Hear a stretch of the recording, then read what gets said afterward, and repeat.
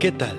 Bienvenidos una vez más al devocional con el pastor Gerson González, donde día a día nos acercamos a las Escrituras para conocer y experimentar el poder del Evangelio. Deseamos que seas grandemente bendecido mientras escuchamos la palabra de Dios, porque la palabra de Dios no está presa. Comenzamos. Buenos días, Dios bendiga tu vida, Dios bendiga tu familia en esta ocasión. Qué maravillosa oportunidad de rendir nuestro tributo, nuestra exaltación solo al Dios de las Escrituras. Bueno, estamos considerando en el capítulo 13 de Nehemías los 4 pecados que Nehemías confrontó. Y vamos a concluir esa materia el día de hoy.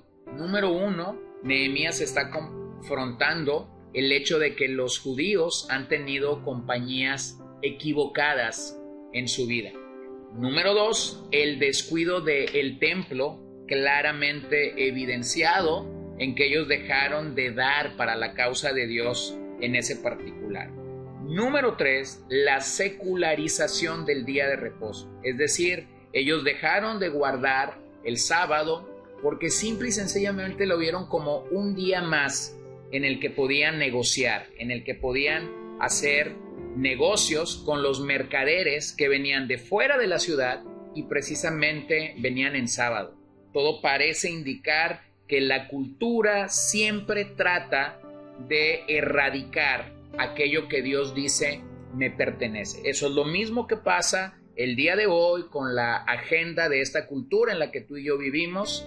Trata de normalizar prácticas sexuales, morales, familiares, devocionales, de todo tipo, de las cuales la Biblia nos dice lo que es bueno y lo que es malo, lo que es moral o inmoral, dónde debemos priorizar y dónde pudiéramos tener cierto relajamiento. Pero esta cultura está acumulando, está gritando, está teniendo como un efecto de avalancha para ir en contra de todo lo que Dios dice que debemos hacer.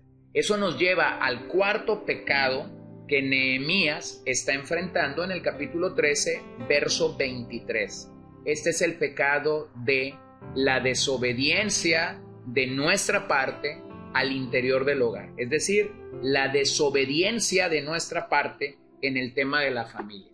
Permíteme decirte, como consejero, como pastor de una iglesia real, esto no me lo ha platicado alguien, esto no lo he leído en un libro de consejería o no lo he cursado en alguna de las materias que he llevado en el seminario sobre consejería cristiana. Esto lo he vivido.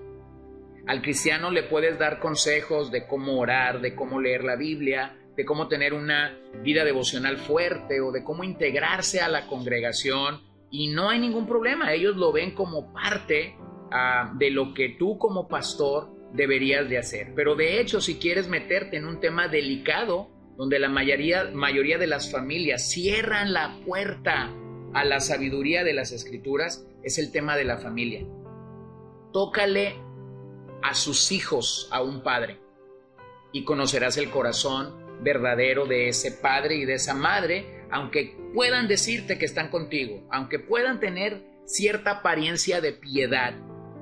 Y es que esto es una realidad. Así fue como pasó en el día de Nehemías. A pesar de que ellos ya les habían dicho lo que deberían de hacer al interior del hogar, ellos están desobedeciendo a Dios. Esa es la misma rebeldía que caracteriza la vida familiar el día de hoy. A pesar de que la gente escucha lo que debe de hacer, a pesar de que la gente escucha el principio de la disciplina, de la crianza bíblica, de la amonestación bíblica que nosotros debemos ejercitar en el sentido de nuestra paternidad a la altura de Dios, no a la altura de esta cultura, porque definitivamente esta cultura no tiene nada bueno que decirnos con respecto a la familia, pero desde la altura de Dios. Es triste que nosotros violentamos ese principio. Es triste que un padre puede ver el pecado de todos los chicos alrededor de sus hijos, pero no puede ver el pecado de sus propios hijos. Es triste que un padre puede criticar la vida matrimonial de otras personas, pero no puede ver los pecados propios de su matrimonio. Así que llegamos al verso 23. En aquellos días también me di cuenta de que algunos judíos se habían casado con mujeres de Asdod, de Amón y de Moab. La mitad de sus hijos hablaban la lengua de Asdod o de otros pueblos y no sabían hablar la lengua de los judíos. Entonces los reprendí y los maldije. A algunos de ellos los golpeé y hasta les arranqué los pelos y los obligué a jurar por Dios. Les dije: no permitan que sus hijas se casen con los hijos de ellos, ni se casen ustedes ni sus hijos con las hijas de ellos. ¿Acaso no fue ese el pecado de Salomón, rey de Israel? Entre todas las naciones no hubo un solo rey como él. Dios lo amó y lo hizo rey sobre todo Israel, pero aún a él lo hicieron pecar las mujeres extranjeras. ¿Será que también de ustedes se dirá que cometieron el gran pecado de ofender a nuestro Dios casándose con mujeres extranjeras?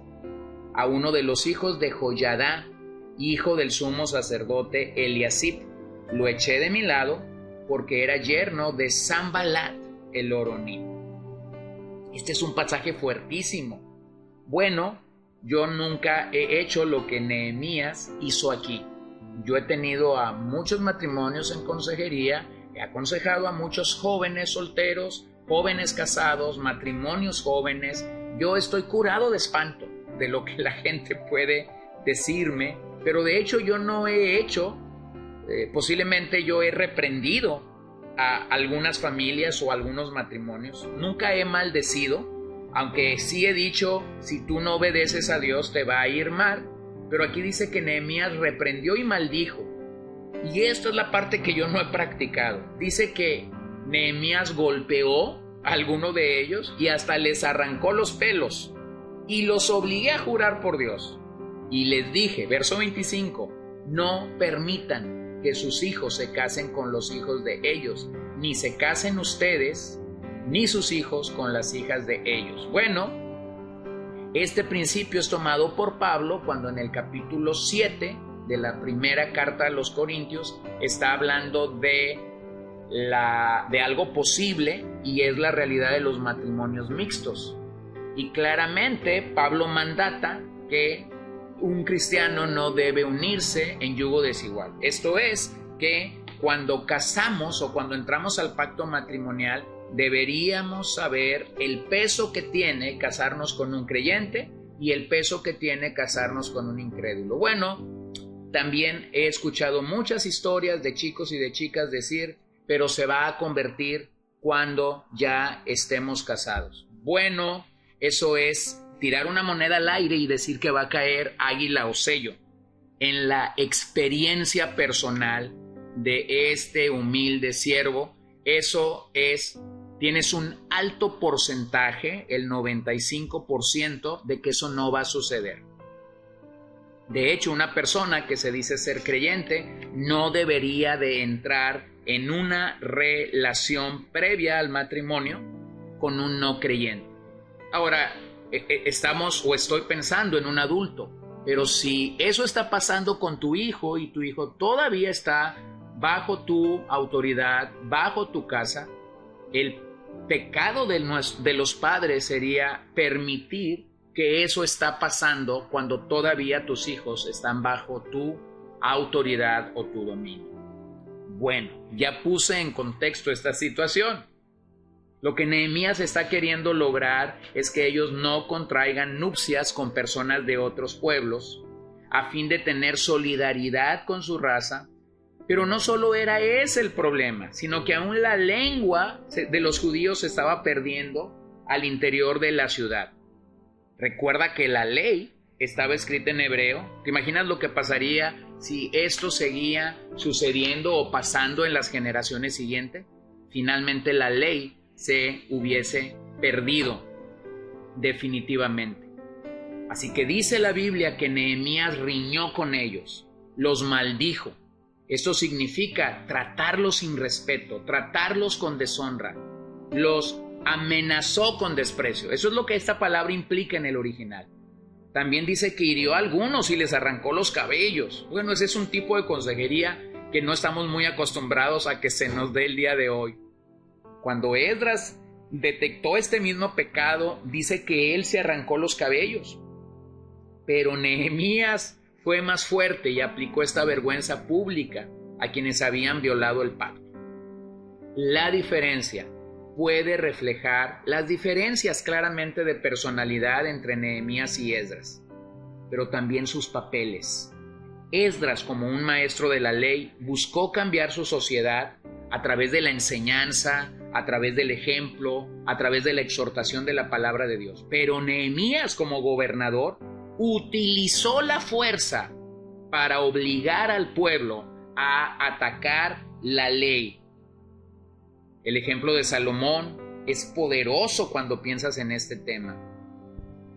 A pesar de su sabiduría, de su hermosura y de su conocimiento, nunca pudo dominar sus debilidades en el área sexual.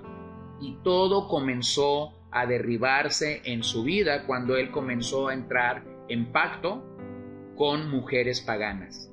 Él no se detuvo en arrancar los cabellos, hablando de Nehemías, no se detuvo en arrancar los cabellos por amor a la justicia. Si tú reconoces algo malo al interior de tu hogar, no es tiempo solo para reconocerlo, es tiempo de arrancarlo ya. De nada sirve que reconozcas que hay pecado al interior del hogar si tú no estás dispuesto a arrancar la maleza. La maleza que no se arranca terminará haciendo estragos al interior de nuestro hogar.